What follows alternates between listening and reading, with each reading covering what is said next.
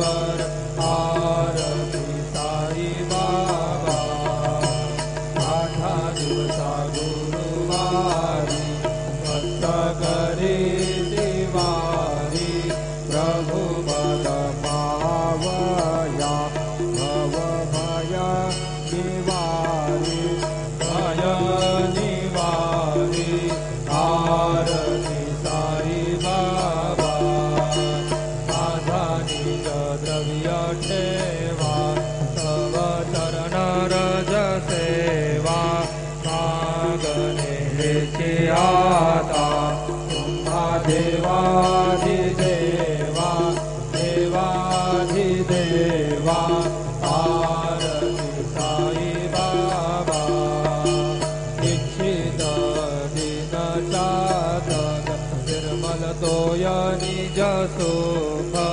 पाजावे माधवाया सांभाळ आबोली भाग आबोली भाग आरती साई बाबा सौख्यदातार देवा शरण रजातली यावा दाता विसावा भक्ता विसावा आरती साई बाबा शिर्डी माझे पंढरपूर साई बाबा रमावर बाबा रमावर साई बाबा रमावर शुद्ध भक्ती चंद्रभागा भाव कुंडलिक जागा कुंडलिक जागा भाव कुंडलिक जागा राहुया हो अवघे जन करू बाबांची वंदन साईंची वंदन करू बाबांची वंदन गणू म्हणे बाबा साई गाव भाव माझे आई भाव माझे आई धाव भाव माझे आई चालेल लोटांकन वंदीन चरण डोळ्यानी पाहिन रूप तुझे प्रेमे अलिंगिन आनंद पूजिन भावे उभारिन मनन नाम त्वमेव माता पिता त्वमेव त्वमेव बन्धुश्च सखा त्वमेव त्वमेव विद्याद्रविधं त्वमेव त्वमेव सर्वं मम देवते कायेन वाचा मनसेन्द्रियैर्वा बुद्ध्यात्मना वा प्रकृतिस्वभाव करोमि अद्य सकलं परस्मै नारायणायति समर्पयामि अच्युतं केशवं रामनारायणं कृष्णदामोदरं वासुदेवं श्रीधरं माधवं गोपिकावल्लभं जानकीनायकं रामचन्द्रं भजे हरे राम राम राम हरे हरे हरे कृष्ण कृष्ण कृष्ण हरे हरे श्री गुरुदेवा दत्त अनंता तुला ते कसे रे सवावे अनंता तुला ते कसे रे नमावे अनंत मुखांता शिने शेषगाथा नमस्कार साष्टांग श्री साईनाथा स्मरावे मनीत्वस्वधा नित्य भावे पुरावे तरी भक्तीसाठी स्वभावे सरावे जगातारुणी मायताता नमस्कार साष्टांग श्री साईनाथा वसे जो सदा वया संत लीला तिथे अद्य लोकां परिजो जनाला परि अंतरि ज्ञान कैवल्यदाता नमस्कार साष्टांग श्री साईनाथा पराराधला जन्म महामानवाचा तरासार्थका साधनीभूत साचा प्ररुसाई प्रेमा घडाया हंता नमस्कार साष्टांग श्री साईनाथा धरावे करी सांग अल्पत्य बाला करावे अभाधन्य चुंबो निकाला मुखे घाल प्रेमे पराग्रासाता नमस्कार नमस्कार साष्टांग श्री साईनाथा सुरादिगजांच्या पदावंदितादि शुकादिगजांते समानत्वदिति प्रयागादि तीर्थे पदी नम्र होता नमस्कार साष्टांग श्री साईनाथा तुझ्या पदापाहता गोपबाली सदा रंगलेचे स्वरूपी मिळाली करीरा क्रीडा सवे कृष्णनाथा नमस्कार साष्टांग श्री साईनाथा तुझा मागतो मागणे एक द्यावे करा जोडितो दीन अत्यंत भावे भवे मोहनीरा जहातारी आता नमस्कार साष्टांग श्री साईनाथा ऐसा ये साई दिगंबरा अक्षय रूप अवतारा सर्व व्यापक दूर श्रुतिसारा अनुसया त्रिकुमारा बाबा ये काशे स्नान जप प्रतिदिवसे कोल्हापुर भिक्षेसी निर्मल नदी तुंगा जलप्राशे निद्रामाहुर देशे ऐसा ये डोळे लोंग कसे वाम करे त्रिशूल डमरुधारी भक्ता वरदता सुखकारी देशिल मुक्तिचारी ऐसा ये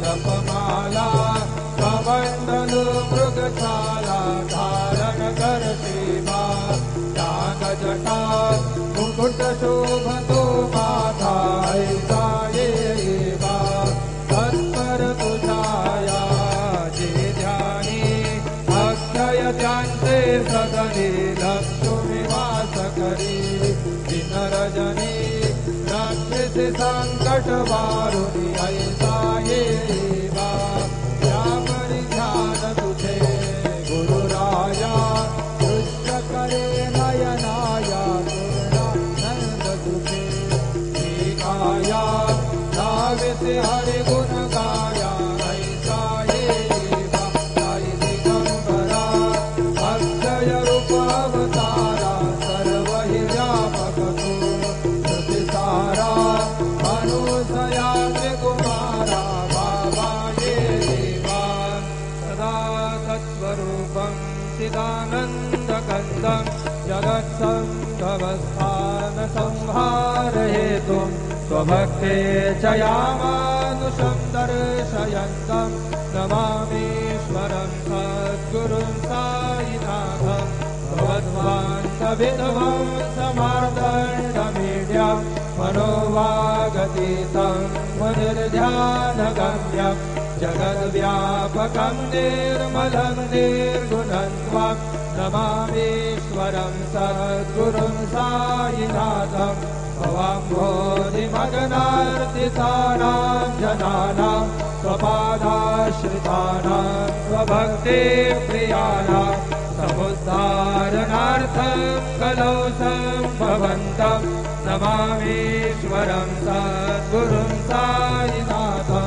सदा निम्बवृक्षस्य मूलादिवासात् सुधास्राविनं दीप्तमप्यप्रियन्तं तरुं कल्पवृक्षाधिकं साधयन्तं नमामीश्वरं सद्गुरुं साईनाथं सदा कल्पवृक्षस्य तस्याधिमूले भवद्भावबुद्ध्या सपर्यादिसेवां दृढां कुर्वतां भुक्तिमुक्ति प्रदन्ता नमामीश्वरं सद्गुरुं साईनाथम् अनेकाश्रुतातर्क्यलीलाविलासै समावेशृदेशानभास्वप्रभावम् अहं भावहीनं प्रसन्नात्मभावं नमामीश्वरं सद्गुरुं साईनाथं सदां विश्रमाराममेवा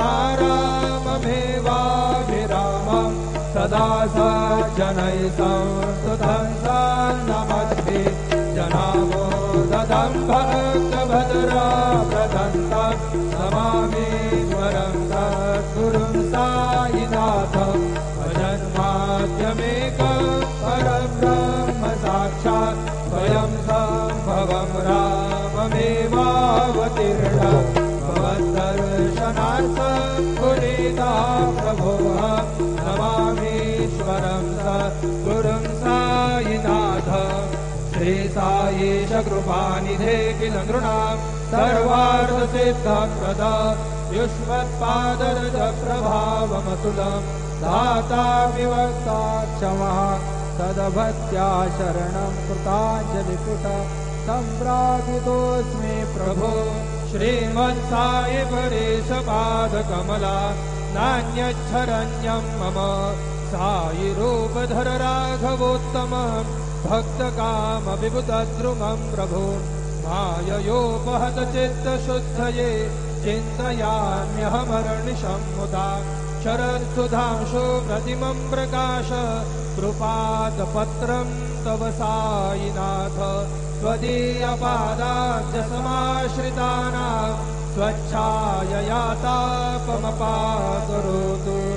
उपासनादैव साईनाथ तवैर्मयोपासनिनास्तु तस्व रमेन्मनोन्मे तव पादयुग्मे भृङ्गो यथाब्जे मकरन्दलुब्धः अनेकजन्मार्जितपापसंशयो भवेद्भवत्पादसरोजदर्शनात् क्षमस्व सर्वानपराधपुञ्जकान् प्रसीद साई सद्गुरुदयानिधे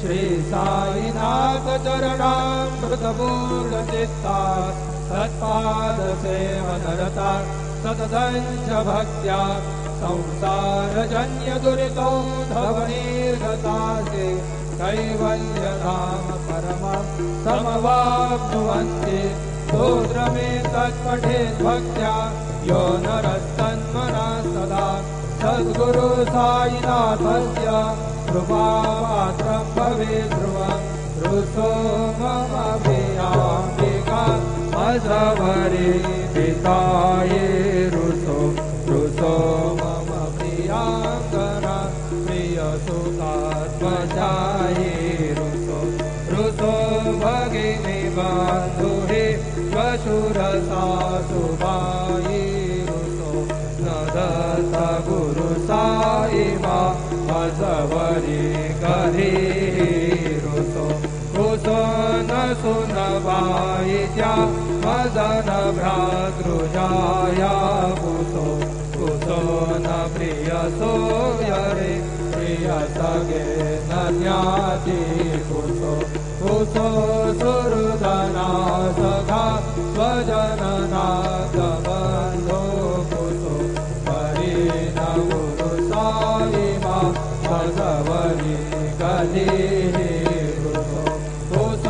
नाभला मुले तरुण वृद्धहीना कुसो न गुरुधा कुटे वसन रसाने कुसो न जबले पुरे सुजन साधुहीना कुसो हरि न गुरु साई मा मसवरी कधी चतुरता विबुध प्राज्ञानी रुसो हि विदुषे स्त्रिया कुशल पंडिताये रुसो महीपति यते भजगतापसे रुसो दत्त गुरु साई मा मसवरी गधी कवि ऋषि मुनि अनघ सिद्ध योगी रुसो हि गृह देवता निकुल ग्राम देवी रुसो खल पिशाच हि मलिन डाकिनी रुसो न दाता मजवरी कधी रुसो मृगा खगा कृमी अखिल जीवा जानो रुसो रुसो विषम प्रसरा मजल आबगाभी रुसो रुसो खपवनाग्निवार अवनि पंचतत्वे रुसो ददत्त गुरु साईमा मजवरी कधी रुसो रुसो विमला के नरा अमलयक्षिणी रुसो रुसो शशि भगादी गगनिकारकाहि रुसो रुसो अमर राजहि अदय धर्म राजा रुसो ददत्त गुरु साईमा मजवरी कधी रुसो रुसो मन सरस्वती जपलसी सदेहि रुसो रुसो वपुदिशाखिला कठिन काल दोहि रुसो रुसो सकल विश्व हि मयि तु ब्रह्म बोधं रुसो ददत्त गुरु साईमा मजवरी कधी रुसो विमूढमनुनि हसो मदन मत्सराहि रसो पदाभिरुचि उल्हसो जनन कर्दमी नापसो न दुर्गधृति साधसो अशिव भाव मागे कसो प्रपंचि मन हे रुसो दृढ विरक्ति छेदितसो गुणाति गृणानसो न च स्पृहाकशाचि असो सदैव हृदयेवसो मनसि ध्यानि साईवसो पदे प्रणयवो रसो निखिल दृश्य भावादिसो ददत्त गुरु साईमा उपरि याचने दारुसो हरि ओम यज्ञेन यज्ञमयजन्त देवान् तानि धर्माणि प्रथमान्यासन्न तेहनागं महिमा न सचन्त यत्र पूर्वे साध्या सन्ति देवाः ॐ राजाधिराजा यप्रसह्य साहिने नमो वयं वै श्रवणाय कुर्महे समे कामान् कामकामाय मह्यं कामेश्वरो वै श्रवणो दधातु कुबेराय वै श्रवणाय महाराजाय नमः ॐ स्वस्ति साम्राज्यं भोजं स्वराज्यं वैराज्यं कार्वेद्यं राज्यं महाराज्यमाधिपत्यमयं समन्तपर्यात् ईशा सार्वभौमः सार्वा युषास्तादापरार्धात् पृथिव्यै समुद्रपर्यन्ताया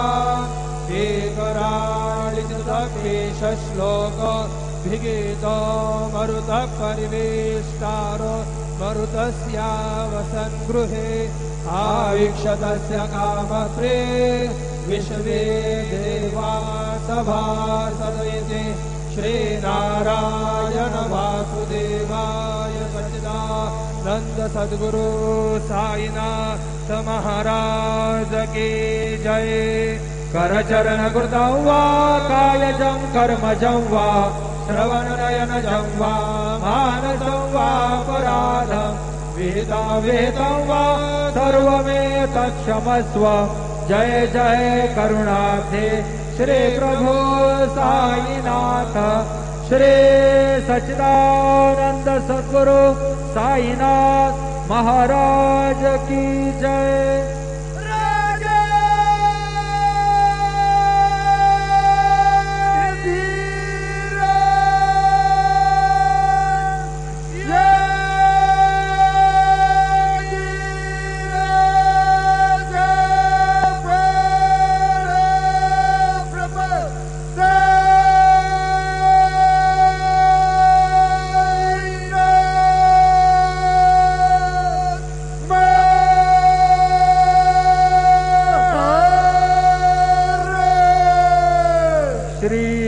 सच्चिदानंद सद्गुरु साईनाथ महाराज की जय।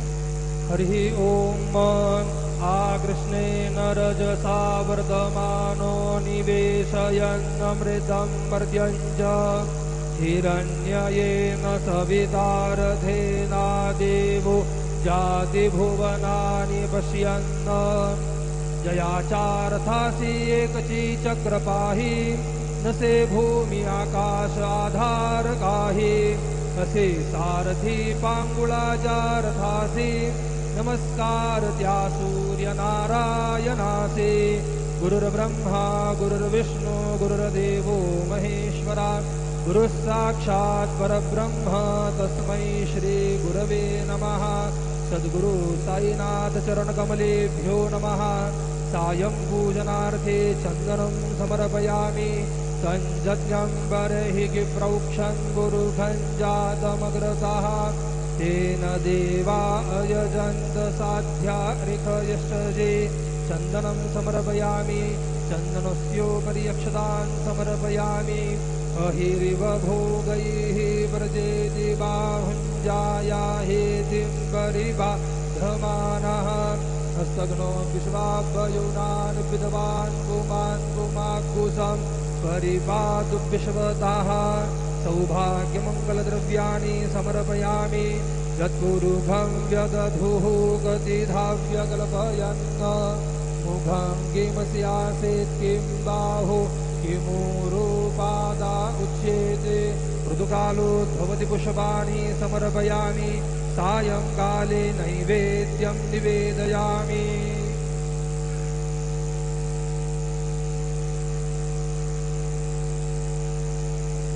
नाभ्या आसीदन्तरिक्षगो शीर्ष्णोद्यौः समवर्धत। पद्भ्यां भूमिर्दिशाः श्रोत्रात् तथा लोकाम् अकल्पयन्। चतुष्कोणमण्डलं कृत्वा तदुपरि नैवेद्यपात्रं निधाय गायत्रीमन्त्रेण पात्रान् सम्प्रोक्ष धेनवाः अमृतीकृत्य प्रदन्त्वा सत्येन परिखिञ्जामि। नैवेद्यं निवेदयामि। ॐ प्राणाय स्वाहा। ॐ अपानाय स्वाहा। ॐ व्यानाय स्वाहा।